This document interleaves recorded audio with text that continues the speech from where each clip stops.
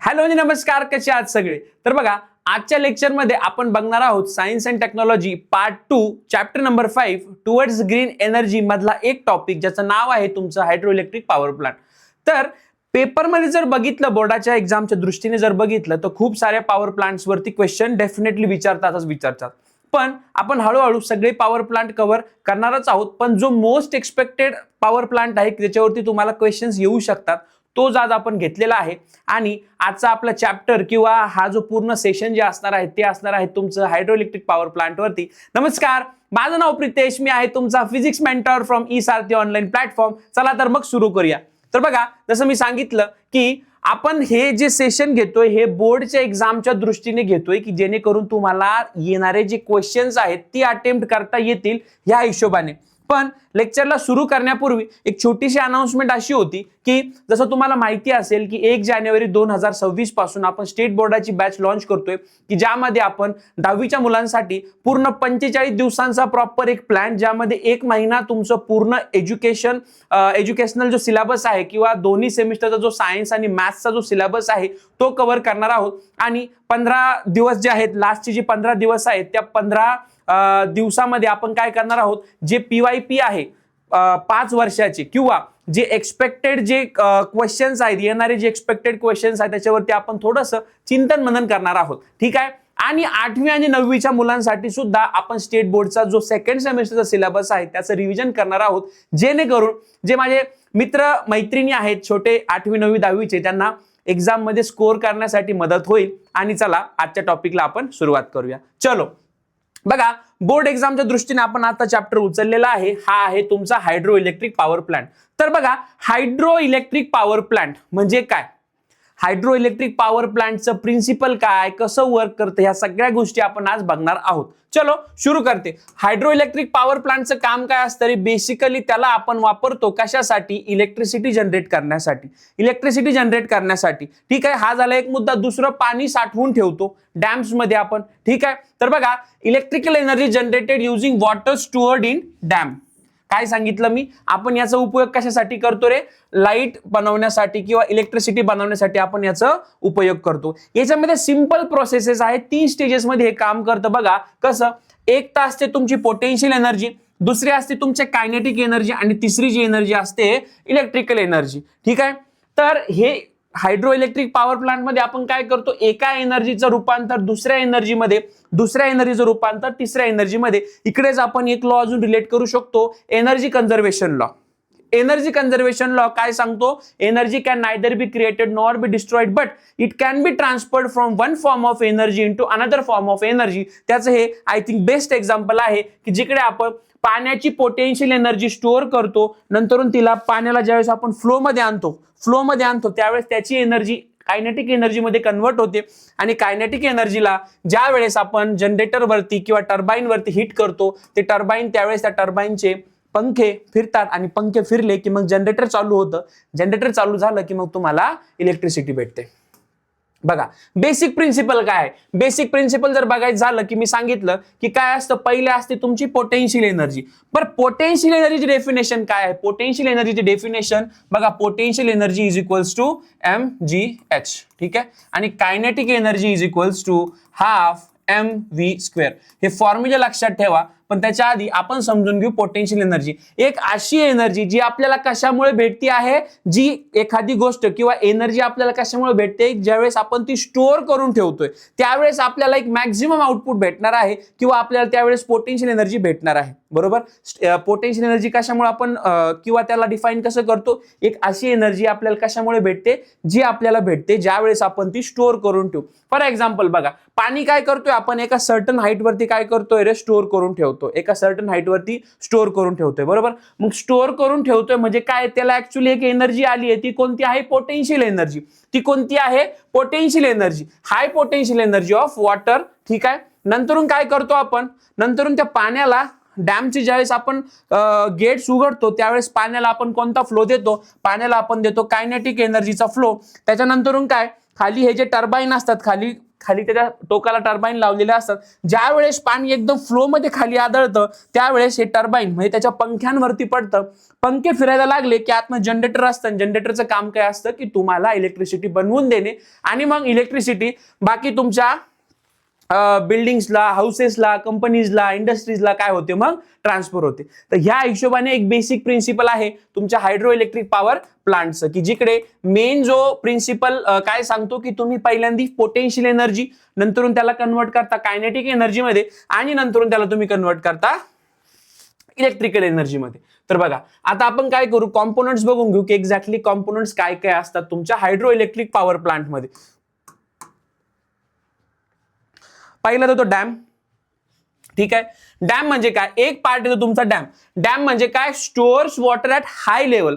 Dam म्हणजे काय, water reservoir, म्हणजे पाणी साठवून ठेवण्यासाठी जी वापरली जाणारी जी गोष्ट आहे किंवा जी जागा आहे त्याला आपण काय म्हणतो, डॅम म्हणतो. बरोबर. नंतर येतात तुमचे स्लुईस गेट, नंतर तुमचा पेन स्टॉक, नंतर आहे तुमचा टर्बाईन, त्याच्यानंतर येतो तुमचा जनरेटर आणि त्याच्यानंतर येतो तुमचं power house. One by one आपण समजून घेऊ. डॅम म्हणजे काय रे, इकडे हा आहे तुमचा डॅम की ज्यामध्ये तुम्ही पाणी साठवून ठेवता त्याला आपण काय म्हणतो, डॅम. नंतर येतो स्लुईस गेट, म्हणजे असे गेट जे पाण्याच्या फ्लोला कंट्रोल करतात, पाण्याच्या फ्लोला कंट्रोल करतात. मग पाण्याचा फ्लो कसा कंट्रोल होतो, इथं वरती पण गेट असतात जिकडे आपण पाण्याचा फ्लो कंट्रोल करतो, खाली पण एक गेट असतं. बरोबर. आता मला सांगा, टर्बाईन वरती आपल्याला पाणी ज्यावेळेस आदळायचंय त्यावेळेस आपण काय मोकळं पाणी तर नाही देऊ शकत, त्याला एक प्रॉपर वे मध्ये आपण पाणी देऊ शकतो. बरोबर. शेतात जर आपल्याला पिकांना पाणी द्यायचं आहे तर आपण असे पाणी वरून मारणार की असे पाण्यात शिंतोडे मारणार का, नाही. आपण काय करतो, त्याला प्रॉपर पाणी फ्लोनी देतो. बरोबर. सांगण्याचं तात्पर्य काय, आपल्याला जर ही टर्बाईन फिरवायची असतील तर मोकळं म्हणजे विनाकारण पाणी देऊन उपयोग नाही, त्याला एक प्रॉपर प्रेशरनी पाणी देता आलं पाहिजे आणि त्या प्रेशरसाठी आपण वापरतो पेन स्टॉक. बरं, penstock is nothing but heavy pipeline. एक पाईपलाईन असते ज्यामधून आपलं पाणी जातं आणि ती पाईपलाईन कशाला कनेक्टेड असते, तुमच्या टर्बाईनला, इथे खाली कनेक्टेड असते. आता जे स्लुईस गेटचा मी उल्लेख केला, स्लुईस गेट म्हणजे काय, या पाणीला, ह्याच्या पेन स्टॉक मध्ये ज्यावेळेस तुमचं पाणी जाणार आहे त्या पाण्याला जाण्या येण्यासाठी आपण जे दरवाजा किंवा जे डोअर वापरला आहे त्याला आपण म्हणतो स्लुईस गेट. स्लुईस गेटचं काम काय असतं, याच्यामध्ये पाणीचा जो येणारा जाणारा जो फ्लो आहे किंवा असं कुठलंही गेट जे आपण पाण्याचा फ्लो कंट्रोल करण्यासाठी वापरतो त्याला आपण काय म्हणतो, स्लुईस गेट. नंतर येतो तुमचं टर्बाईन. टर्बाईन तुम्हाला कळालंच असेल की जे टर्बाईन मुळे आपल्याला काय भेटते रे, इलेक्ट्रिसिटी भेटते. ज्यावेळेस पाणी त्याच्यावरती आदळणार आहे त्यावेळेस ते टर्बाईन फिरणार आहे, ते पंखे फिरणार आहे. पंखे फिरले की तुमचं जनरेटर चालणार आहे. जनरेटर चालू झालं की ते काय करतंय, तुमची इलेक्ट्रिसिटी प्रोड्यूस करतं. इलेक्ट्रिसिटी प्रोड्यूस झाली की मग ते पॉवर हाऊस मधून बाकीच्या गोष्टींना डिस्ट्रीब्यूट होते इलेक्ट्रिसिटी. ठीक आहे. हा आहे पेन स्टॉक. पेन स्टॉक म्हणजे काय, एक पाईपलाईन आहे ज्यामधून आपलं पाणी चाललं जातं. ठीक आहे. आता याच्यामध्ये बघा काही पार्ट्स दिलेले आहेत, ए, बी आणि सी.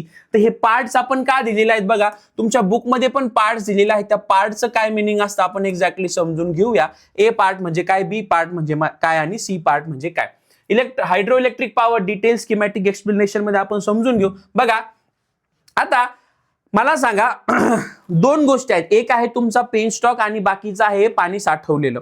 आता टर्बाईनला जर एकदम प्रेशरनी जर आपल्याला पाण्याचा फ्लो द्यायचा असेल तर मला सांगा, फॉर एक्झाम्पल आता हे तुमचं पेन स्टॉक आहे, म्हणजे आपण फॉर एक्झाम्पल कन्सिडर करू पाईपलाईन आहे. ही पाईपलाईन आहे, हे त्याचं तोंड आहे आणि हे अजून एक तोंड आहे. बरोबर. इथून पाणी येतंय, इथून पाणी येतंय आणि हे बाहेर टर्बाईन वरती आदळतंय. ठीक आहे. आता एक पॉइंट ए येईल, इथं ए पॉइंट येईल, इथं बी येईल आणि इथं खाली तुमचा सी पॉइंट येईल, इथं तुमचा सी पॉइंट येईल.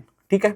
मग आपण काय करतो, आता प्रेशरनी जर पाणी द्यायचं असेल तर आपल्याला कुठला तरी त्या पाण्याच्या रिझर्वायर मध्ये, त्या स्टोरेज टँक मध्ये आपल्याला कुठला तरी एक पॉइंट असा शोधायला लागेल की जो आपल्याला आपल्या हिशोबाने पाण्याचं प्रेशर देईल, आपल्या हिशोबाने आपल्या पाण्याचं प्रेशर देईल. बघा, water is taken from point B. मग पॉइंट बी वरूनच का पाणी घ्यायचं आपल्याला, पॉइंट ए वरून का नाही घेऊ शकत किंवा पॉइंट सी. बरं, एबीसी मध्ये कन्फ्युजन करण्याचं काहीच कारण नाही.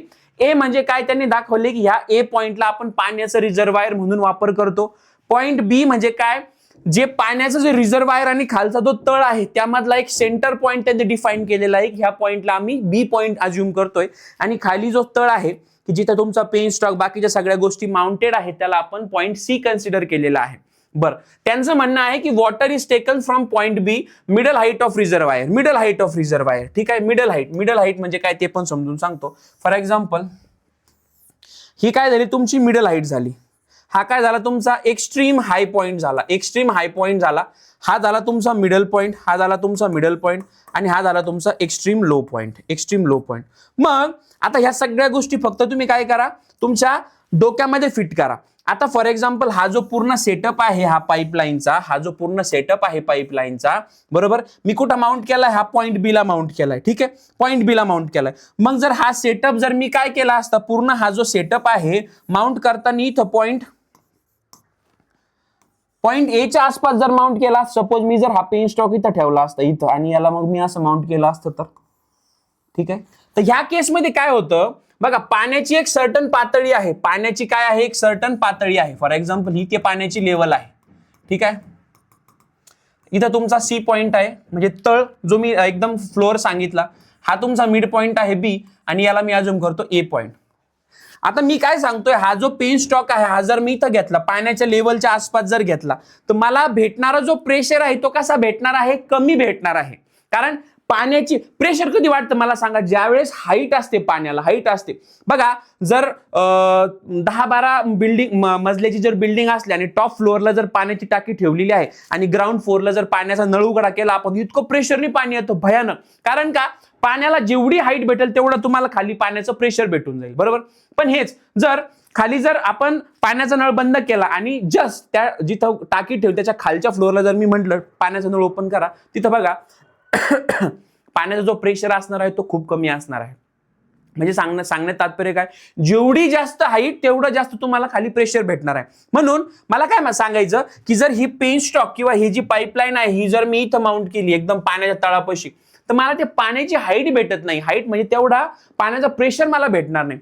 किंवा हा जो पेन स्टॉक आहे, हा जो पाईपलाईन आहे, मी जर एकदम खाली तळाला जर माउंट केला इथं, तर इथून जो भेटणारा पाण्याचा प्रेशर आहे तो खूप जास्त प्रमाणात, म्हणजे मी जी पाईपलाईन केली ती फुटण्याचे खूप चान्सेस असतात. म्हणून मी काय करतोय, पॉईंट सी ला पण घेत नाही आणि पॉईंट ए ला तर चान्स नाही. कारण वरती जर आपण पेन स्टॉक घेऊन गेलो जर ती पाईपलाईन, तर आपल्याला डेप्थ भेटणार नाही, बरोबर. आणि डेप्थ जर भेटली नाही आपल्याला किंवा जी पाण्याची जर हाईट भेटली नाही, तर आपल्याला तो प्रेशर भेटणार नाही.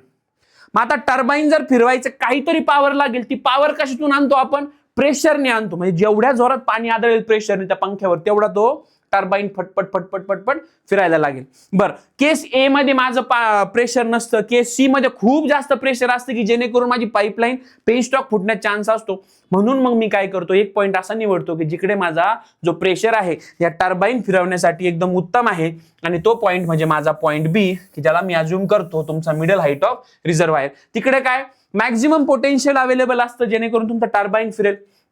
आणि या सगळ्या गोष्टी आपण काय करतो, म्हणजे मेन मोटिव्ह काय आहे माझा, की एक्झॅक्ट माझा टर्बाईन फिरला पाहिजे. टर्बाईन फिरला की माझं जनरेटर चालेल आणि जनरेटर चालू झालं की मला माझी इलेक्ट्रिसिटी भेटेल. मला काय भेटेल, इलेक्ट्रिसिटी भेटेल, इलेक्ट्रिसिटी भेटेल. चलो बरं, why point B is use book मध्ये दिलेलं आहे की आपण पॉईंट बीच का घेतलं, त्याच्या मागचं रिझन मी तुम्हाला सांगितलं. जर मी if water is taken from higher point, A point वरून जर मी वॉटर जर घेतलं तर मला काय कमी प्रेशर भेटणार आहे, कमी प्रेशर. मी पाण्याच्या हाईट बद्दल बोलत नाही, मी त्या पेन स्टॉकचा जो पाईप आहे तो जर मी उचलून वरती नेला आणि फॉर एक्झाम्पल ही त्या पाण्याची पातळी आहे, जे मी सांगत होतो आता, ही पाण्याची पातळी आहे आणि एक्झॅक्ट जर इथं मी नेला तर मला जी डेप्थ भेटली पाहिजे पाण्याची ती मला भेटणार नाही, बरोबर. आणि डेप्थ भेटली नाही तर मला प्रेशरही भेटणार नाही. मग मी जर पी पॉईंट मध्ये घेतलं, बी पॉईंटवर, तर मला एवढा तो प्रेशर भेटेल की माझं सगळे सिस्टम इकडची चालू होईल. सी वरती घेऊ शकत नाही कारण सी वरती खूप जास्त प्रेशर भेटेल की जेणेकरून माझी सगळी सिस्टम पुढची डॅमेज होऊ शकते. कशामुळे, एक्सेसिव्ह प्रेशरमुळे, खूप जास्त प्रेशरमुळे ते फुटण्याचे चान्सेस खूप असतात. म्हणून मी निवडलेला जो पॉईंट आहे तो आहे माझा पॉईंट बी, तो आहे माझा पॉईंट बी. बरं, आता हे इथपर्यंत तुम्हाला कळलं असेल की एक्झॅक्टली हायड्रो इलेक्ट्रिक पॉवर प्लांटचं काम काय, त्याचं प्रिन्सिपल काय, आणि ए बी सी पॉईंट पैकी आपण पॉईंट बीच का घेतो. वेगवेगळे different parts of hydro electric power plants बघितले आपण. स्लुईस गेट म्हणजे काय, पेन स्टॉक म्हणजे काय, ठीक आहे. तर या सगळ्या गोष्टींवरती पेपरला क्वेश्चन येतात. बरं, मग वेगवेगळ्या टाईपचे क्वेश्चन येतात. मी तुम्हाला लास्ट स्लाइडला ते पण सांगतो कोणकोणते टाईपचे क्वेश्चन्स येतात. पण त्याच्या आधी आपण बघू की is hydro electricity environment friendly. म्हणजे बघा, आता तुम्ही म्हणाल की जर हायड्रो इलेक्ट्रिसिटी जर इको फ्रेंडली आहे तर मग आपण का कोळसे वापरतो अजून पण, किंवा आपण का दुसऱ्या रिसोर्सेसवरती डिपेंडेंट आहेत, आपण याच्यावरतीच काय. जर मी तुम्हाला जर क्वेश्चन विचारला किंवा तुम्ही मला जर क्वेश्चन विचारला की is hydro electricity environment friendly, तर माझं उत्तर असेल येस आणि नो. म्हणजे पार्टली किंवा पार्शली ते इको फ्रेंडली आहे. पार्शली म्हणजे काय, अर्ध आहे पण अर्ध नाही पण. ते कसं मी सांगतो बघा. इको फ्रेंडली म्हटलं, काय इको फ्रेंडली म्हणतोय मी, की याच्यामध्ये आपण कुठल्याही प्रकारचं काय करत नाही, फ्युएल बर्न करत नाही. लाईक आपण पोटेन्शियल एनर्जी, कायनेटिक एनर्जी आणि त्याला कायनेटिक एनर्जी वापरून जनरेट करतोय. जनरेटर मधून आपण काय करतो, इलेक्ट्रिसिटी जनरेट करतोय. सो इथं मी पेट्रोल यूज करत नाही, कोळसा यूज करत नाही, केरोसिन यूज करत नाही, डिझेल यूज करत नाही, कुठल्याही प्रकारचं फ्युएल मी यूज करत नाही. म्हणून त्याला मी काय म्हणतो, इको फ्रेंडली. पण आता हे झालं तुमचं इको फ्रेंडली सर. पण ज्यावेळेस मला डॅम एस्टॅब्लिश करायचा किंवा डॅम बांधायचा आहे, त्यावेळेस पहिले तर मला काय करायला लागेल, जागा अक्वायर करायला लागेल. जागा अक्वायर केल्यानंतर जे लोक आहेत त्यांना तिथून हटवावं लागेल. त्या जागेवरती जेवढेही झाडं झुडप आहेत त्यांना डिफॉरेस्टेशन करायला लागेल. त्या जागेवरती जेवढेही नॅचरल हॅबिटेट आहे, मग प्राणी असतील, माणसं असतील, किंवा काही तलाव वगैरे असतील त्याच्यामध्ये तुमचे मासे असतील किंवा कुठले प्राणी असतील, त्यांना सगळ्यांना तिथून हाकलून द्यावं लागेल. सो या गोष्टीमध्ये काय असतं, सोशल आणि एन्व्हायरमेंटल इश्यूज असतात. सोशल आणि एन्व्हायरमेंटल इश्यू असतात. म्हणून मी सांगितलं इको फ्रेंडली आहे की ज्याच्यामध्ये क्लीन एनर्जी आहे, पण याच्यामध्ये काही गोष्टी अशा आहेत की ज्याच्यावरती आपण कंटिन्युअस डिबेट केली, कंटिन्युअस आपण बोलत राहिलो, ती गोष्ट तिथं संपणार नाही. म्हणून मी स्टार्टिंगला सांगितलं की इको फ्रेंडली किंवा एन्व्हायरमेंट फ्रेंडली आहे पण नाही पण. मग आता आहे रिझन मी सांगितले का, नाही त्याचे पण रिझन मी सांगितले का. ठीक आहे. सो असा जर क्वेश्चन आला की तुमचं मत द्या किंवा गिव्ह युअर ओपिनियन अबाउट की is hydro electricity environment friendly or not, so त्याच्यावर तुम्हाला आन्सर तुमच्याकडे रेडी असलं पाहिजे. तुम्ही 2 मुद्द्यांवरती लिहू शकता, येस आणि नो. मग येस वरती रिझन लिहायचे कोणकोणते आहेत, नो वरती पण तुम्ही रिझन लिहायचे कोणकोणते आहेत. बघा आता त्याच्या पार्ट मध्ये एक टेबल दिलेला आहे ज्याच्यामध्ये मेन्शन केलेलं आहे काही आपल्या भागातील आपले जे पॉवर प्लांट्स आहेत त्याच्याबद्दल आपण बोललोय. सो ते पॉवर प्लांट्स कोणते बघा, टेहरी जो की तुमच्या उत्तराखंड मध्ये आहे, कोयना जो की महाराष्ट्रामध्ये आहे, श्री साईलम जो आंध्र प्रदेशमध्ये आहे, आणि नाथपा झाकरी जो हिमाचल प्रदेशमध्ये आहे. ह्या स्टेट्स आहेत आणि त्या स्टेट्स मधले हे तुमचे हायड्रोइलेक्ट्रिक पॉवर प्लांट्स आहेत आणि त्यांची ही दिलेली आहे कॅपॅसिटी. याच्यावरती डायरेक्ट क्वेश्चन तुम्हाला बोर्डवरती विचारतात. ठीक आहे, बोर्डवरती म्हणण्यापेक्षा बोर्डमध्ये विचारतात. क्वेश्चन दिलेला जाईल पूर्ण टेबल आणि एखादा तरी टर्म तुम्हाला याची मिसिंग दिली जाईल. मग तुम्हाला एक सोपं काय पूर्ण टेबलच पाठ करून जा की जेणेकरून तुम्हाला काही जरी विचारलं की फॉर एक्झाम्पल विचारतील की टेहरी जो डॅम आहे तो कुठल्या स्टेटमध्ये आहे, बस स्टेटमध्ये आहे तर त्याची कॅपॅसिटी किती आहे. वन क्वेश्चन लाईक MCQ टाईपचा क्वेश्चन येऊन जाईल फिल इन द ब्लँक्स मध्ये, त्यामध्ये विचारू शकतात. किंवा तुम्हाला कम्प्लीट द टेबल या फॉर्मॅटमध्ये विचारू शकता. एखादी टर्म यातली मिसिंग केली जाईल आणि मग तुम्हाला विचारलं जाईल की ती टर्म भरून काढा. याच्यामध्ये कॅपॅसिटी आणि मेगावॅट दिलेला आहे. तर बघा मेगावॅट म्हणजे काय, तुमची पॉवरचं काय आहे, युनिट आहे, पॉवरचं युनिट आहे. कॅपॅसिटी म्हणजे काय रे, की एखादं धरण, एखादा प्लांट एका याच्यामध्ये किती प्रमाणात इलेक्ट्रिसिटी जनरेट करू शकतो त्याला आपण म्हणतो कॅपॅसिटी ऑफ दॅट प्लांट. मग टेहरी डॅमचा जर विचार केला तर 2400 मेगावॅट एवढी त्याची कॅपॅसिटी आहे. म्हणजे एका सायकलमध्ये तो किंवा वन गो मध्ये तो काय करतोय, तुमचा 2400 मेगावॅट इतकी इलेक्ट्रिसिटी जनरेट करतोय. ठीक आहे, हे इथपर्यंत समजलं. हे थिओरिटिकल आहे म्हणून तुम्हाला समजायला सोपं जाईल. प्लस मी हे ट्राय केलंय की आपण याला कसं समजून घेऊ शकतो किंवा ज्या स्लाइड्स आहेत त्या आपण तुम्हाला कशा अट्रॅक्टिव्ह देऊन तुमच्या डोक्यामध्ये हे सगळं छापू शकतो, या हिशोबाने मी इथं प्रयत्न केलेला आहे. तर आता याचे ऍडव्हान्टेजेस आणि डिसएडव्हान्टेजेस आपण डिस्कस करू. बघा स्टार्टिंगला मी सांगितलं की याच्यामध्ये आपण फ्युएल यूज करत नाही म्हणून इथे एअर पोल्युशनचा प्रॉब्लेम नाही. नंतरून काय, water available again in rainy season म्हणून कंटिन्युअस सप्लाय असतो याचा. Electricity can be generated when never required, जेव्हा केव्हा आपल्याला गरज पडणार आहे तेव्हा आपण काय करू शकतो, इलेक्ट्रिसिटी जनरेट करू शकतो. आणि आहे रिन्युएबल आणि क्लीन एनर्जी रिसोर्स. ठीक आहे, तरी मी परत सांगतोय पार्टली सांगितले म्हणजे येस पण आणि नो पण. जे इको फ्रेंडली वाला किंवा एन्व्हायरमेंट फ्रेंडली वाला क्वेश्चन जर आला तर त्यामध्ये डिस्कस करायचं येस आणि नो. आता याचे लिमिटेशन्स किंवा प्रॉब्लेम समजून घेऊ. बघा large area are submerge village displacement. जेव्हा डॅम घ्यायचा मला किंवा बांधायचा त्यावेळेस मला खूप जास्त जागा लागेल. मी तिथून मग मला काय करायला लागतं, लोकांना हकलून द्यायला लागतं. लॉस ऑफ फॉरेस्ट लँड, झाडं वगैरे ह्या त्या गोष्टी तोडायला लागतात. है ना. आता डॅम बांधायचा म्हणजे आपल्याला काय करायला लागेल, जी आजूबाजूला नदी असेल त्याचा आपल्याला फ्लो बदलायला लागेल. ठीक आहे. मग फ्लो बदलायचं तर मग त्याच्यामध्ये जे राहणारे जे ॲक्वॅटिक प्राणी आहेत किंवा ॲक्वॅटिक जी लाईफ आहे ती तुमची डिस्टर्ब होईल आणि याला बांधण्यासाठी लागणारा जो खर्च आहे तो खूप जास्त आहे. कसा आहे? खूप जास्त आहे. आणि हे सगळे मुद्दे आहे हे तुमच्या बोटांवरती पाठ असले पाहिजे. ऍडव्हान्टेजेस ऑफ HEP काय आहे, म्हणजे हायड्रो इलेक्ट्रिक प्लांट काय आहे आणि लिमिटेशन्स किंवा problems of hydro electric plant काय आहे. आता याच्यावरती एक्सपेक्टेड क्वेश्चन्स काय असतील किंवा याच्यावरून तुम्हाला कुठले कुठले क्वेश्चन्स विचारतील ते बघू. ठीक आहे. चलो, आता जसं मी सांगितलं, give your opinion about whether hydro electric power plants are environment friendly or not. हा तुमच्या एक्सरसाइज मधला क्वेश्चन आहे की ज्याच्यामध्ये तुमचं मत विचारलेलं आहे. पण तुमचं जर मत डिफाईंड असेल तर ह्या क्वेश्चनला कुठल्याही प्रकारे विचारलं बोर्ड एक्झाम्स मध्ये तरी तुम्हाला ते आन्सर लिहिता येईल. ह्या हिशोबाने मी हा क्वेश्चन इथं घेतलेला आहे. परत विचारतात hydro electric energy, solar energy, wind energy are called as renewable energy resources. आता तुम्हाला हे माहिती असलं पाहिजे कॉन्व्हेक्शनल नॉन कॉन्व्हेक्शनल म्हणजे काय, रिन्युएबल नॉन रिन्युएबल म्हणजे काय. रिन्युएबल म्हणजे ज्या रिन्यू होत राहतात, नॉन रिन्युएबल म्हणजे त्या कधीच रिन्यू होत नाही. म्हणजे ज्या नॅचरली प्रेझेंट आहेत आणि ज्या नॅचरली प्रेझेंट नाही नेचरमध्ये त्यांना आपण काय म्हणतो, रिन्युएबल आणि नॉन रिन्युएबल रिसोर्सेस. ठीक आहे. मग याच्यामध्ये वेगवेगळे, आता फॉर एक्झाम्पल ह्या लेक्चरमध्ये आपण काय केलं, एक पॉवर प्लांट डिस्कस केला जो होता तुमचा hydro electric power plant. Next upcoming लेक्चर्समध्ये आपण एकदा सोलर प्लांट घेऊ, नंतर विंड एनर्जी घेऊ. ह्या गोष्टी आपण डिस्कस करू. Explain with diagram step by step energy conversion. आता जसं हे लेक्चर आपलं हायड्रो इलेक्ट्रिक पॉवर प्लांटचं आहे, पण हा क्वेश्चन कुठल्याही पॉवर प्लांटला लागू होतो. सोलर आला तर सोलरचं तुम्हाला स्कीमॅटिक काढायला लागेल की ज्यामध्ये तुम्हाला डायग्राम आणि त्याला लेबल द्यायला लागेल. विंड पॉवर आला तर विंड द्यायला लागेल. न्यूक्लिअर पॉवर प्लांट आला तर न्यूक्लिअर पॉवर प्लांट. या सगळ्या गोष्टी अशा तुम्ही डिस्कस केल्या, डोक्यात ठेवल्या आणि क्वेश्चन पॅटर्न किंवा क्वेश्चन विचारण्याची पद्धत जर लक्षात ठेवली तर तुम्हाला आन्सर लिहिणं सोपं जाईल. बघा, हा रिझर्वायर असतो, त्याच्यामध्ये वॉटरचा फ्लो असतो, डॅम असतो, जनरेटर असतं, पॉवर लाईन्स असतं, एक्सेट्रा एक्सेट्रा.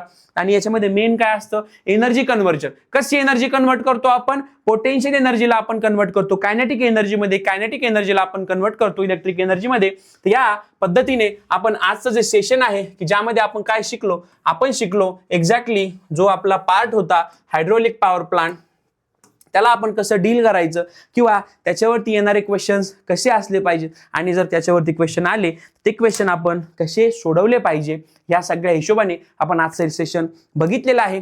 आशा करतो तुम्हाला हे सेशन आवडलं असेल. सेशन जर आवडला असेल तर आमच्या चॅनलला सबस्क्राईब करून ठेवा आणि ही व्हिडिओ तुमच्या मित्रपरिवारामध्ये जास्तीत जास्त शेअर करा.